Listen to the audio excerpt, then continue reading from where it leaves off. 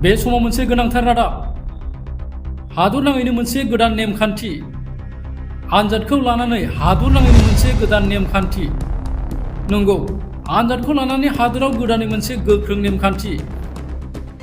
हादराव सोलिबाय थानाय सोंथि बिलाइ गोसारनायखौ लानानै मोनसे गोदान नेमखान्थि फोसावदों हादराव दा पाब्लिक एग्जामिनेशन एक्ट 2024 खौ थिसननानै होबाय बे नेमखान्थिखौ नीट यूजीसी नेट आनजादखौ लानानै सोलिबाय थानाय जाथायखौ नोजोर होनानै होदों नंगौ जायफोर आनजादनि सोंथि बिलाइ गोसारहोयो बिसोरो दानिफ्रायनो सांग्रां जाखादों जायफोरा आयेननि बेरेखायै सोंथि बिलाइ गोसारहोनानै रां खामायनो नाजायो बिसोरो दानिफ्रायनो सांग्रां जाखादों दा पाब्लिक एग्जामिनेशन एक्ट 2024 खौ सोंथि बिलाइ गोसारहोग्रा दायनिगिरिफोरखौ गोख्रों साजा होनो फोसावनानै होबाय सोंथि बिलाइ गोसारहोग्रा दायनिगिरिखौ 1 कौटि रां जुरिमाना आरो 10 बोसोर जोबथेसालिनि साजा होनो फोसावदों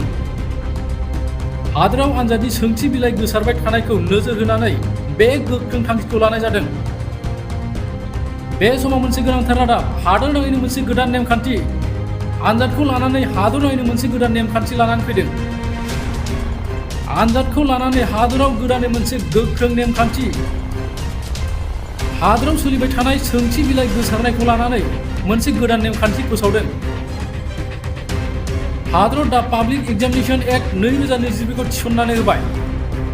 बे नेमखान्थिखौ नीट यूजीसी नेट आनजादखौ लानानै सोलिबाय थानाय जाथायखौ नोजोर होनानै होदों जायफोरा आनजादनि सोंथि बिलाइ गोसारहोयो बिसोरो दानिफ्रायनो सांग्रां जाखादों जायफोरा आयेननि बेरेखायै सोंथि बिलाइ गोसारहोनानै रां खामायनो नाजायो बिसोरो दानिफ्रायनो सांग्रां जाखादों दा पाब्लिक एग्जामिनेशन एक्ट 2024 खौ सोंथि बिलाइ गोसारहोग्रा दायनिगिरिफोरखौ गोख्रों साजा होनो फोसावनानै होबाय सोंथि बिलाइ गोसारहोग्रा दायनिगिरिखौ 1 कौटि रां जुरिमाना आरो 10 बोसोर जोबथेसालिनि साजा होनो फोसावदों हादराव आनजाद सोंथिनि बिलाइ गोसारबाय थानाया गले गले जाफ्लेबाय थानायखौ नोजोर होनानै बे गोख्रों थांखिखौ लानाय जादों।